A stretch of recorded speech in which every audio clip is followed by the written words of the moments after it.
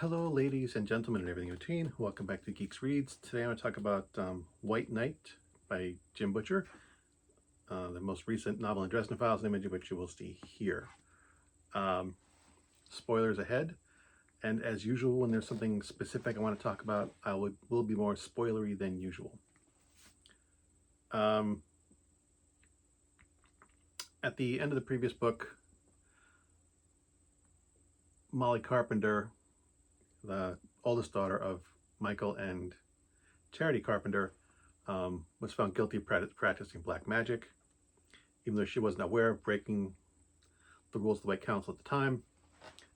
And in order to avoid his friend's daughters being executed, he offers to take her under his wing, basically to take responsibility for her, and she becomes his apprentice. In this book, we see that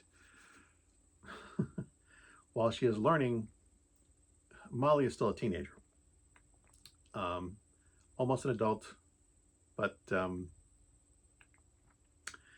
she behaves like most teenagers do when someone tells them what to do. She is rebellious and, doesn't like the rules, doesn't like being restricted, given the chores that she has. So she is constantly, she's trying to find ways to do what she wants instead of what Harry tells her. And given that she has the doom of Damocles hanging over her head, if she screws up again, she will be executed on the spot, and Harry will be executed along with her. In spite of this, she really continues to act out. That's kind of one of the underlying stories of the book. The other mystery that we're getting into is that there is a string of missing persons in the city. Well, some missing persons, some suicides. But there's enough of them that Karen Murphy of the Chicago PD brings Harry in to look and see if there's anything unusual about these. And Harry does find that these probably aren't suicides. These are probably killings of some sort meant to look like suicides. And in a lot of these scenes, the witnesses, or not, the victims are seen with a tall man in a gray cloak.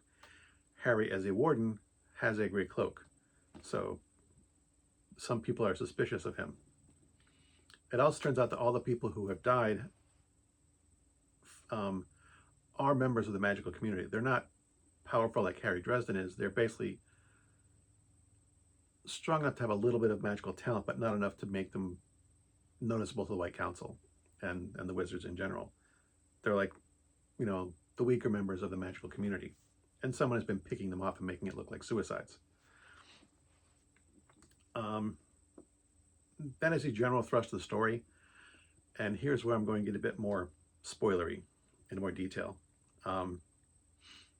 It turns out that these killings are being done by members of the White Court of Vampires. The White Court is basically broken up into 3 houses. Wraith, which we've been introduced to before, feed on lust. Scabists feed on fear, and the Malvora feed on despair. And it's, for the White Court, it seems to be a matter of preference, because you can feed them whatever you want to. They just choose a thing to feed upon. And you can switch if you choose to, because one of the wraiths goes over to the Scavist side and starts feeding on fear instead of lust. And they don't know exactly who's doing it. Thomas is implicated because, going over the evidence with Karen Murphy and more surveillance stuff, they find pictures. And the person with the gray cloak looks like Thomas, Harry's brother, half-brother, who is a member of the White Court. Now, this is very out of character for Thomas, and the fact that he's been seen with a number of these women who are missing, and sometimes before they're found dead, does kind of paint a picture on him.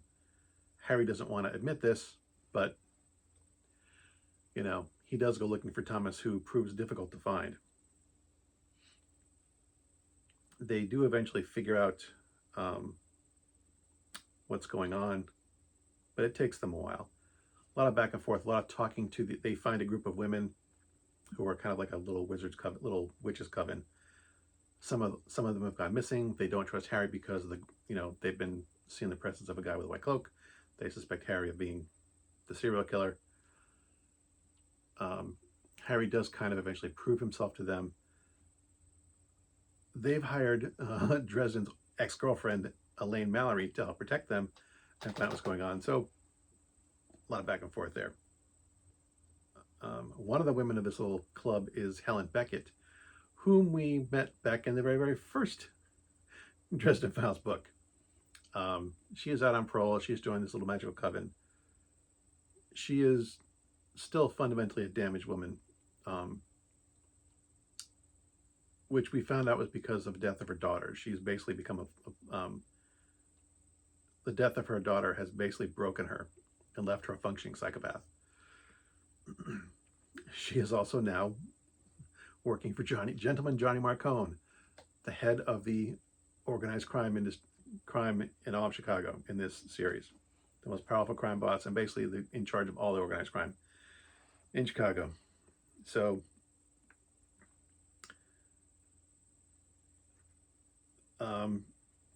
Harry eventually finds out that the Scabies are making a play to control the White Court vampires. Currently, the Wraith family is in charge of the White Court, but they're trying to prove that they can kill off anyone at whim without any consequence and make the Wraith family look bad. Harry has had dealings with the Wraith family in the past. They're still vampires, but at least they're not serial killers. While they have no problem killing people, they tend to be less damaging than the Scabies or the Malabora. So for Harry, it's kind of the devil Plus, he's angry that these people have been running around killing people and leaving bodies everywhere. The White Court the Wraith family is definitely much more circumspect. So Harry has sent, when the Scabies make their play to say that, hey, we've been doing this all along, there's no problem, we can just, why bother to sue for peace during the vampire wars that are going on? Why remain neutral? We can just kill them all at our whim and then have the world to ourselves. Harry shows up and issues a challenge. And for backup and emergencies in case things go wrong, because they always do, he asks Johnny Marcone to help him and provide backup. And he gets him to do this by offering him to become kind of like an allied lord in the local magical community. It basically gets him a seat at the table. When things go wrong, he has an option. He becomes a signatory of the Accords, like other people. Like, you've got the White Council, the White Court vampires, Red Court vampires, the Fae, the Winter Court of the Fae, the Summer Court. You have all these political groups. Marcone, he bribes Marcone with becoming an unallied lord of the Accords. And when things go to hell and everything's, falling to pieces and there's a chance that everyone's going to die, Marcone is there and basically says, let's cut and run. We've done what we came to do. Let's just leave. And Harry won't leave people to die. And it's in the book. He's like, he says to Marcone, I can't force you to do this. Nothing I can, I'm saying to help these people, and nothing I can do or say will force you to help me do this. But people are dying. For the love of God, John, please help me. And it says that Marcone reacts like he's been slapped in the face. And that's the thing that I wanted to talk about. I want to talk about Johnny Marcone and his reaction to Harry begging him to help save lives. We've learned through the series about Gentleman Johnny Marcone. He is an extremely ruthless mob boss. But the one thing he kind of has, the reason he's called Gentleman Johnny Marcone, is that he is very polite. He keeps his word. And he doesn't engage in violence unless it's necessary. The crime that he runs is mostly nonviolent crime: racketeering, prostitution, gambling, crimes that are not in and of their own nature violent. You know, there have been gang-related killings, but when that happens, the people responsible for it tend to disappear. And Harry kind of realizes that, you know, he never considered the fact that Johnny Marcone might make that happen because he cares about innocent people being killed. And we learn through the course of the series that the reason Johnny Marcone became the crime boss of Chicago is because someone took a bullet. A child took a bullet meant for him. And he kind of vowed never again that an innocent life would be taken because of him. And he chose to do that, to fulfill that vow by controlling the crime in the city. He knew that you can't get rid of crime. If he just killed all the crime bosses, someone else would come in and take their place. The only way to make sure to minimize the casualties in his mind, in Johnny Marcone's mind, is to be the one who is in control of the crime.